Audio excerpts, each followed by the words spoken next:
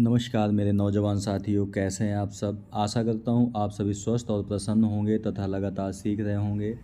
मैं Prem, assistant professor PSMPG college geography department Kannauj आपका स्वागत करता हूं अपने YouTube channel @learn geography with Prem में।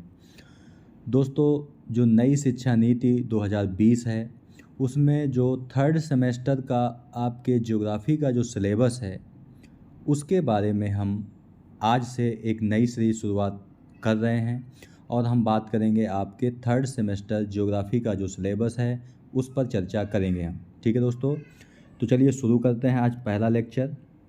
इसमें पहला टॉपिक है आपका, पहली यूनिट का पहला टॉपिक है जिसका नाम है पर्यावरण यानी कि इन्वायरमेंट। ठीक है, तो सबसे पहले हम देख लेते हैं कि पर्यावरण का अर्थ क्या है यानी कि मीनिंग ऑफ इन्वायरमेंट। तो पर्यावरण जो शब्द है वो परि एवं आवरण शब्दों की संधि से बना हुआ है। यानी पर्यावरण की जब आप संधि निकालते हैं तो उसमें संधि बनती है आपकी परि प्लस आवरण। ठीक है, जहाँ परि का जो अर्थ है वो है चारों ओर और आवरण का अर्थ होता है घेरा। ठीक है, आगे देखते हैं। इसी प्रकार पर्यावरण का अर्थ हुआ कि चारों तरफ से घेरना, यानी मनुष्य के चारों ओर वह क्षेत्र जो उसे घेरे रहता है एवं उसके जीवन तथा प्रक्रियाओं को प्रत्यक्ष या अप्रत्यक्ष रूप से प्रभावित करता है, वो आपका पर्यावरण कहलाता है। ठीक है, तो ये आपको समझना है कि मान लीजिए ये आपका कोई मनुष्य है, इसके चारों ओर जो प्रत्यक्ष और अप्रत्यक्ष रूप से तत्व पाए जाते हैं वही उसका क्या होते हैं, पर्यावरण कहलाते हैं। ठीक है, पर्यावरण के लिए अंग्रेजी भाषा का जो शब्द है वो है इन्वायरमेंट शब्द का प्रयोग किया जाता है। और जो इन्वायरमेंट शब्द है उसकी जो उत्पत्ति है वो फ्रेंच भाषा के शब्द इनवायरोनेर से हुई है। ठीक है, ये इसकी इंग्लिश है ENVIRONER यानी इनवायरोनेर, यानी कि ये फ्रेंच भाषा का शब्द है। इसका अर्थ होता है पड़ोस। ठीक है, जो इन्वायरमेंट है ये अंग्रेजी शब्द है और इस शब्द की उत्पत्ति फ्रेंच भाषा शब्द के इन्वायरोनोर से हुई है। इसका अर्थ क्या है, पड़ोस। इसलिए हम पर्यावरण के लिए आस पड़ोस शब्द का भी प्रयोग कर सकते हैं। ठीक है, दूसरे शब्दों में कहें कि हमारे आस पड़ोस में पाए जाने वाले लोग, स्थान, वस्तुएं और प्रकृति पर्यावरण कहलाते हैं। ठीक है, तो ये आपको याद रखना है। और यहाँ पे दोस्तों क्वेश्चन बनता है कि क्या घिरा हुआ है। ठीक है, और किससे घिरा हुआ है और कहाँ घिरा हुआ है। ठीक है, तो क्या घिरा हुआ है, तो वह जीवधारी जो जीवित है वो सभी प्रकार के जीवधारी घिरे हुए हैं। यानी इसमें आपके प्लांट्स भी आते हैं और एनिमल भी आते हैं। ठीक है, और वह किससे घिरा हुआ है, तो आपके जो भौतिक तत्व हैं, भौतिक तत्व मतलब जैसे जल है, वायु है, मृदा है, इन चीज़ों से जो घिरा हुआ है वो आपके भौतिक तत्व हैं। और कहाँ पर घिरा हुआ है, ठीक है, कहाँ पर घिरा हुआ है, तो एक निश्चित स्थान पर घिरा हुआ है। ठीक है, तो इसी को हम क्या कहते हैं, पर्यावरण कहते हैं। ठीक है, अब हम देख लेते हैं पर्यावरण के घटक कौन से हैं, यानी इन्वायरमेंट कंपोनेंट्स कौन से हैं। तो पर्यावरण के जो दोस्तों घटक होते हैं उनको दो भागों में बांटा जाता है। एक प्राकृतिक पर्यावरण यानी कि नेचुरल, दूसरा है मानव निर्मित यानी कि ह्यूमन मेड। ठीक है, प्राकृतिक अगर घटक की बात की जाए तो प्राकृतिक निर्मित वह चीज़ें जो प्रकृति के द्वारा बनी हैं। ठीक है, इसमें यानी कि मानव का कोई रोल नहीं है। प्रकृति ने जिन तत्वों को बनाया है वो सब आपके प्राकृतिक घटक हैं। ठीक है, जैसे कि यानी कि प्राकृतिक घटकों को भी दो भागों में बांट दिया गया है। पहला है आपका जीवी यानी कि बायोटिक। ठीक है, तो जैविक या सजीव प्राणियों का संसार है, यानी कि इसमें जीवी में वो तत्व आते हैं जिनमें जीवन पाया जाता है, जैसे जंतु और पादप, यानी वनस्पति और जंतु ऐसे घटक होते हैं जो जिनमें जीवन पाया जाता है और ये प्राकृतिक घटक होते हैं। दूसरा आपका घटक है अजैविक। ठीक है, दोनों ये प्राकृतिक घटक के अंतर्गत ही आए हैं, जीविक और अजीव। अजीव को हम अजैविक भी कहते हैं यानी अबायोटिक, और इन्हें भौतिक भी कहते हैं। निर्जीव पदार्थों का संसार यानी कि जिनमें जीवन नहीं पाया जाता, ठीक है, जैसे मिट्टी, हवा, पानी, प्रकाश, स्थल, ये सभी क्या हैं आपके निर्जीव पदार्थ हैं, यानी कि इनमें जीवन नहीं पाया जाता है। ठीक है, तो आप समझ गए हैं कि बायोटिक कौन से होते हैं जिनमें जीवन पाया जाता है, और अबायोटिक कौन से हैं जिनमें जीवन नहीं पाया जाता। अब दूसरा घटक है मानव निर्मित। इसमें वे चीज़ें शामिल की जाती हैं जो मानव निर्मित हैं, यानी जिसे मानव ने बनाया है, जो मनुष्यों के द्वारा बनाए जाते हैं, जैसे घर, सड़क, पार्क, पुल, इमारत, स्कूल, कॉलेज, ठीक है, खेत, ये सब क्या है आपके, ये मानव के द्वारा बनाए गए हैं, अर्थात इनको हम मानव निर्मित घटकों के अंतर्गत शामिल करेंगे। ठीक है, यहाँ पे दोस्तों इस चित्र के माध्यम से आपको जो परितंत्र है यानी कि जो वायुमंडल है, जो आपका पर्यावरण है, उनके घटकों को बताने की कोशिश की गई है। परितंत्र के घटक एक तरफ आपके अजैविक घटक हैं और दूसरी तरफ आपके जैविक घटक हैं। जैविक घटक में आपको पता है कि आपको प्लांट्स और एनिमल में बांट दिया जाता है। ठीक है, तो इसमें आपके कौन से आते हैं, उत्पादक होते हैं, और उत्पादक कौन होते हैं आपके, पेड़ पौधे होते हैं। उपभोक्ता जिसमें जंतु आते हैं, ठीक है, और अपघटक जिसमें सूक्ष्म जीव आते हैं आपके। वहीं आपके जो अजैविक घटक हैं उसमें भौतिक कारक, अकार्बनिक पदार्थ और कार्बनिक पदार्थों को शामिल किया जाता है। भौतिक पदार्थ कौन से हैं या भौतिक कारक कौन से हैं, जैसे तापमान, आर्द्रता, प्रकाश, वायुमंडलीय दाब, ये सब आपके भौतिक कारक हैं। जबकि अकार्बनिक पदार्थों की बात की जाए तो जैसे जल है, ऑक्सीजन है, कार्बन डाइऑक्साइड है, नाइट्रोजन है, ये सब आपके अकार्बनिक पदार्थ हैं। अगर कार्बनिक पदार्थों की बात की जाए तो जैसे प्रोटीन, कार्बोहाइड्रेट, लिपिड आदि, ये सभी क्या हैं, ये सभी आपके अजैविक घटक में शामिल किए जाते हैं। ठीक है, तो ये भी आपको याद रखना है। इसके बाद दोस्तों इस चित्र के माध्यम से भी आपको जो इकोसिस्टम के कंपोनेंट्स हैं यानी कि जो पर्यावरण के तत्व हैं उन्हें बताने की कोशिश की गई है। जैसे अबायोटिक फैक्टर्स यानी कि अजैविक तत्व, बायोटिक फैक्टर्स यानी कि जैविक कारक। अबायोटिक में कौन है, जैसे क्लाइमेट फैक्टर्स और इडैफिक। इडैफिक का मतलब होता है दोस्तों जो मृदा से संबंधित है। ठीक है, तो क्लाइमेट में कौन से हैं, जैसे रेन है, टेम्परेचर है, लाइट है, विंड्स है, ये चीज़ें आती हैं। इडैफिक यानी कि जो मृदा से संबंधित कारक हैं वो कौन से हैं, जैसे कि सॉइल है यानी कि मिट्टी, पीएच मान, मिनरल्स यानी खनिज, टोपोग्राफी यानी स्थलाकृति आपकी शामिल की जाती हैं। वहीं आपका जो बायोटिक कंपोनेंट्स हैं यानी फैक्टर हैं उनमें प्रोड्यूसर आते हैं जिसमें पेड़ पौधे आपके शामिल होते हैं। कंज्यूमर जिसमें उपभोक्ता यानी कि आपके शाकाहारी, मांसाहारी और सर्वाहारी जीवों को शामिल किया जाता है। डिकम्पोजर्स यानी कि सूक्ष्म जीव शामिल किए जाते हैं इसमें। तो प्रोड्यूसर कौन होते हैं, ग्रीन प्लांट्स यानी जो हरे पेड़ पौधे होते हैं वो आपके प्रोड्यूसर होते हैं। ठीक है, इन्हें हम आउटोट्रोफस यानी कि स्वपोषी भी कहते हैं। आउटोट्रोफस का मतलब क्या होता है, स्वपोषी। ठीक है, तो इन्हें शामिल करते हैं।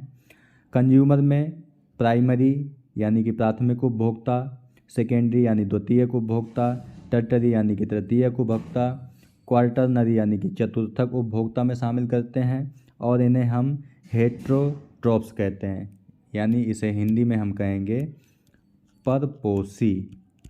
परपोषी का मतलब होता है दोस्तों जो अपने भोजन के लिए दूसरों पर निर्भर होता है। स्वपोषी का मतलब जो अपने भोजन के लिए खुद पर निर्भर होता है। ठीक है, और जो आपकी डिकम्पोजर्स हैं उसमें हम बैक्टीरिया, फंगी, ठीक है, इनको शामिल करते हैं। और इन्हें इंग्लिश में कहते हैं सेप्रोट्रोप्स, यानी कि ये दोनों पर निर्भर होते हैं। ठीक है, दोनों पर निर्भर होते हैं, यानी कि ये काफ़ी हद तक स्वपोषी भी होते हैं और काफ़ी हद तक परपोषी भी होते हैं। या आप कह सकते हो कि ये मृतपोषी होते हैं। मृतपोषी यानी ये मरे हुए जीव जंतुओं का अपने भोजन के लिए उपयोग करते हैं। ठीक है, अब बात करते हैं हम पर्यावरण के प्रकार की, यानी टाइप्स ऑफ एनवायरनमेंट। पर्यावरण को निम्नलिखित दो भागों में विभाजित किया जा सकता है, एक तो प्राकृतिक पर्यावरण और दूसरा सांस्कृतिक पर्यावरण। ठीक है, प्राकृतिक पर्यावरण आपको पता है जिसमें मानव का कोई हस्तक्षेप नहीं है, यानी उसे किसने बनाया है, प्रकृति ने बनाया है। ठीक है, और सांस्कृतिक में यानी जहाँ पर मानव इन्वॉल्व हो जाता है, यानी कि मानव पर्यावरण के तत्वों का उपयोग करके जिस पर्यावरण का निर्माण करता है उसे सांस्कृतिक पर्यावरण के अंतर्गत रखा जाता है। ठीक है,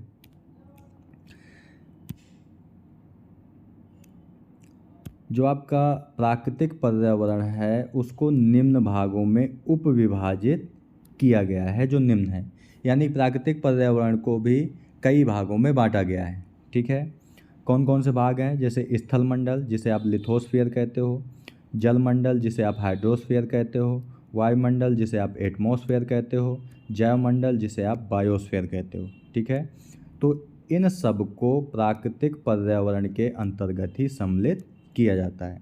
ठीक है, अब बात कर लेते हैं हम एक एक की। स्थल मंडल यानी कि आपका है लिथोस्फीयर।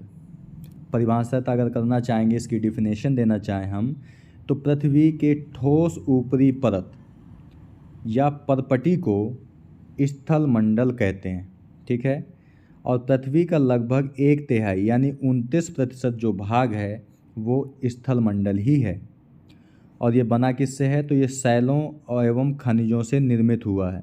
तो अगर आपसे कोई पूछता है कि पृथ्वी की जो ऊपरी ठोस परपटी है उसे तो हम स्थल मंडल कहते हैं, तो ये बना किससे है, तो ये सैलों और खनिजों से मिलकर बना है। यह मंडल मिट्टी की पतली परत से ढका हुआ है। ठीक है, यानी कि जो स्थल मंडल है, मान लीजिए स्थल मंडल है, तो यहाँ पर ये जो ढका किससे है, तो मिट्टी की पतली परत से ढका हुआ है। और इस मंडल में पर्वत, पठार, मैदान, घाटी आदि सभी पाए जाते हैं। ठीक है, तो ये आपको याद रखना है, ये आपका स्थल मंडल होता है। इस चित्र के माध्यम से दोस्तों आपको लिथोस्फीयर बताने की कोशिश की गई है। इस चित्र में हमने पृथ्वी की आंतरिक संरचना के एक भाग को लिया है। तो सबसे पहले दोस्तों जो होता है आपका वो होता है क्रस्ट, या कह सकते हो सबसे पहले होता है आपका सरफेस। ठीक है, इसके बाद आता है आपका क्रस्ट। क्रस्ट के बाद आपका जो आता है वो आपका मेंटल। इसके बाद आपका कोर आता है। कोर को दो भागों में बांटते हैं हम, आउटर कोर और इनर कोर। ठीक है, तो दोस्तों जो सरफेस है आपका वो तो पतली यानी कि मिट्टी की पतली परत से ढका हुआ है। और ऊपर से जब आप नीचे की तरफ आते हैं तो जो 100 किलोमीटर का क्षेत्र है वो आपका क्रस्ट के अंतर्गत आता है। ठीक है, और जब आप और नीचे चलते हैं तो 200 किलोमीटर तक का क्षेत्र, यानी ऊपर से पृथ्वी के ऊपरी भाग से जब नीचे की ओर चलते हो तो 200 किलोमीटर का क्षेत्र जो होता है वो आपका दोस्तों लिथोस्फीयर कहलाता है। इसमें लिखा भी गया है कि लिथोस्फीयर में कौन सी चीज़ें शामिल की जाती हैं, तो crust and uppermost solid mantle, यानी मैंटल का ऊपरी ठोस भाग, और क्रस्ट को सम्मिलित रूप से क्या कहते हैं हम, स्थल मंडल कहते हैं। तो इसे आपको याद रखना है। ठीक है दोस्तों, और इसी स्थल मंडल में जैसा कि चित्र में दिखाया गया है आपके पर्वत भी हैं, पठार भी हैं, मैदान भी हैं, और आपके महासागरों को भी सम्मिलित किया जाता है, या कह सकते हो ये सभी स्थल मंडल के अंतर्गत ही आते हैं। ठीक है, इसके बाद बात करते हैं दोस्तों कि स्थल मंडल का महत्व क्या है। तो जो स्थल मंडल है वह खनिजों का एक प्रमुख स्रोत है, यानी कि खनिज पाए जाते हैं। और खनिज क्या होते हैं, जिन ऐसे तत्व जिनकी भौतिक और रासायनिक संरचना निश्चित होती है वो आपके खनिज कहलाते हैं। ठीक है, यानी फिजिकल और केमिकल जो करेक्टरिस्टिक है वो आपकी क्या होती हैं, फिक्स होती हैं, वो आपका खनिज होता है। तो खनिजों के प्रमुख स्रोत हैं स्थल मंडल। यह मंडल हमें वन, कृषि एवं रहने के लिए भूमि प्रदान करता है। और यह मंडल पशुओं को चरने के लिए घास स्थल भी प्रदान करता है। ठीक है, तो यह स्थल मंडल का महत्व है। इसके बाद है दोस्तों जलमंडल यानी हाइड्रोस्फीयर। इसको अगर परिभाषित करना चाहेंगे यानी कि डिफिनेशन देना चाहेंगे तो पृथ्वी पर पाए जाने वाले जल क्षेत्र को जलमंडल कहा जाता है। ठीक है, और पृथ्वी का लगभग 2/3 यानी 71% भाग जल से ढका हुआ है। ठीक है, यानी पूरी पृथ्वी को यानी अर्थ को अगर हम 100% मान लें तो इसका जो 29% भाग है वो स्थलमंडल है और जो 71% भाग है वो आपका जलमंडल है। ठीक है, इन्हीं चीज़ों से ढका हुआ है। इसके अंतर्गत महासागर, झीलें, नदियाँ एवं अन्य जलाशय सम्मिलित रूप से जलमंडल का निर्माण करते हैं। जल विभिन्न दशाओं यानी कि विभिन्न अवस्थाओं में मिलता है। जैसे ये बर्फ़ के रूप में भी हो सकता है यानी ठोस रूप, ये वाष्प में भी हो सकता है यानी कि गैस रूप, और ये भूमिगत जल यानी कि द्रव रूप में भी पाया जा सकता है। ठीक है, तो ये चीज़ें यहाँ से निकल के आती हैं। यहाँ पे दोस्तों इस चित्र के माध्यम से हाइड्रोस्फीयर को एक चित्र को दिखाया गया है आपका कि हमारी पृथ्वी पर जल अगर किसी रूप में भी उपलब्ध है, वो चाहे ठोस हो, गैस हो या जल रूप में हो, वो हाइड्रोस्फीयर का ही हिस्सा है। जैसा कि इस चित्र में दिखाया गया है, यहाँ पे आपका ओशन है, इसका वाष्पीकरण हुआ, ये ऊपर वायुमंडल में गया, यहाँ बादल बने। ठीक है, ये आपका सूर्य है। बादल बनने के बाद इसमें वर्षा होती है। ठीक है, बर्फ़ भी गिरती है और फिर से वही जल नदियों के रूप में बह के महासागरों में पहुंच जाता है और ये जल कुछ जल अंडरग्राउंड वाटर यानी भूमिगत जल के रूप में भी परिवर्तित हो जाता है। तो इस सभी जल के सभी रूपों को हम क्या कहते हैं? हाइड्रोस्फीयर कहते हैं। ठीक है, इसके बाद इसका महत्व क्या है? तो जल के महत्व की चर्चा हम करें या ना करें, आप सबको पता है कि जल किसी भी जीवधारी को जीवित रहने के लिए एक प्रमुख तत्व है। ठीक है, तो जो जल है वो सभी जीवों के लिए ज़रूरी है और जल से ही बादलों का निर्माण होता है एवं वर्षा होती है। इसके लिए कहा जाता है जल के महत्व को लेकर के कि जल है या कह सकते हो जल ही जीवन है। ठीक है, तो बिना जल के हम पृथ्वी पर जीवन की कल्पना भी नहीं कर सकते। अन्य ग्रहों पर जीवन ना पाए जाने का प्रमुख कारण है कि वहाँ पर जल उपलब्ध नहीं है। ठीक है, इसके बाद है दोस्तों वायुमंडल आपका। इसे हम अगर परिभाषित करना चाहेंगे तो वायुमंडल पृथ्वी के चारों ओर मौजूद वायु के आवरण को वायुमंडल कहते हैं। यानी कि मान लीजिए ये पृथ्वी है तो इसके चारों ओर वायु का एक आवरण पाया जाता है जिसे आप वायुमंडल कहते हैं। यह मंडल कई प्रकार की गैसों का मिश्रण है, यानी कि जो वायु है आपकी वो क्या है? गैसों का मिश्रण है। जैसे कि नाइट्रोजन, ऑक्सीजन, कार्बन डाइऑक्साइड आदि गैसें मिलकर के वायु का निर्माण करती हैं और चूंकि वायु पूरी पृथ्वी को ढके हुए है इसलिए उसे वायुमंडल कहते हैं।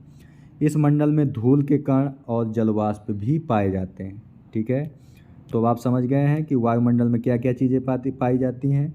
तो गैसें, धूल कण और जलवाष्प, ये तीन चीज़ें पाई जाती हैं।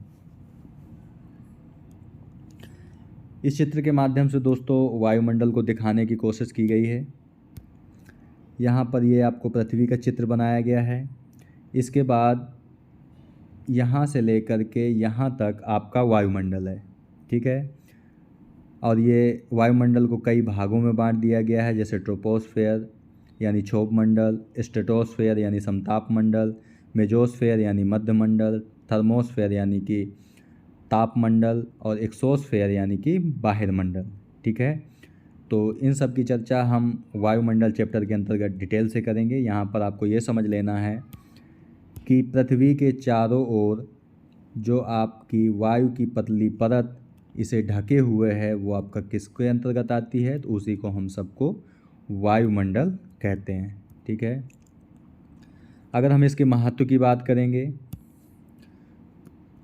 तो ये सूर्य के हानिकारक किरणों यानी कि जो सूर्य की हानिकारक किरणें हैं, किरणों से हमारी रक्षा करता है और ये मौसम और जलवायु में परिवर्तन लाता है और रेडियो संचार में भी मदद करता है।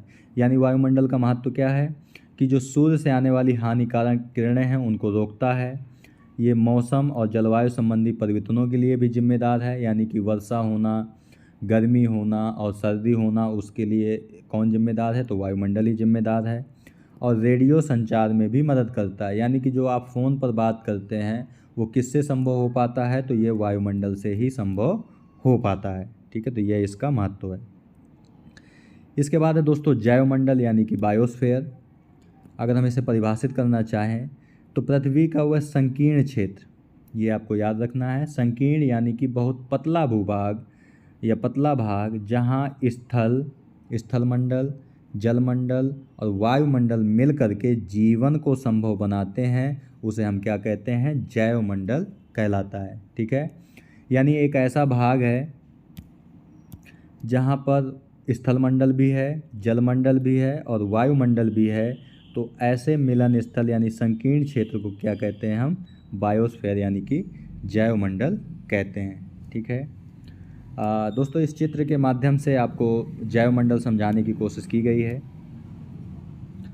ये आपका एटमॉस्फेयर है यानी कि वायुमंडल, ये हाइड्रोस्फेयर यानी जलमंडल, ये लिथोस्फेयर यानी कि आपका है स्थलमंडल, और यहाँ पर इकोस्फेयर बताया गया है यानी कि ये आपका क्या है, तो ये आपका बायोस्फेयर है यानी कि जैवमंडल है, और इसी क्षेत्र में जीवन पाया जाता है। ठीक है, यानी अब आप बता सकते हैं जहाँ पर स्थलमंडल, वायुमंडल और जलमंडल आपस में मिलते हैं वहीं पर जीवन संभव होता है। ठीक है, इसके बाद अगर हम इसके महत्व की बात करें तो ये जीवन के लिए अनुकूल परिस्थितियां प्रदान करता है। यानी कि अगर जो वायुमंडल है आपका, जैवमंडल ना हो, यानी कि वायुमंडल, जलमंडल, स्थलमंडल अगर मिल कर के जैवमंडल का निर्माण ना करें तो यहाँ पर जीवन संभव नहीं होगा। यही एक कारण है कि पृथ्वी हमारा सबसे अद्भुत ग्रह है। ठीक है, क्योंकि ये कंडीशन किसी और ग्रह पर नहीं पाई जाती। ठीक है, और चूँकि वैज्ञानिक खोज करते रहते हैं कि यही कंडीशन जो पृथ्वी पर उपलब्ध है क्या किसी अन्य ग्रह पर उपलब्ध है जहाँ पर जीवन संभव हो सकता है, इसी में हमारे सारे वैज्ञानिक लगे रहते हैं। ठीक है दोस्तों, तो दोस्तों आज हम बात करते हैं यहीं तक। ठीक है, आज हमने बात की आपसे कि पर्यावरण क्या है, उसका अर्थ क्या है, उसकी परिभाषा क्या है, उसके घटक कौन कौन से हैं और पर्यावरण के प्रकार कौन कौन से होते हैं, इस पर हमने आपसे चर्चा की है। ठीक है, आगे हम और बात करेंगे पर्यावरण के ऊपर। ठीक है, तब तक के लिए दोस्तों नमस्कार। आप प्रसन्न रहिए, खुश रहिए, मुस्कुराते रहिए और लगातार सीखते रहिए, कभी अपने लिए तो कभी अपनों के लिए। धन्यवाद। जय हिंद दोस्तों।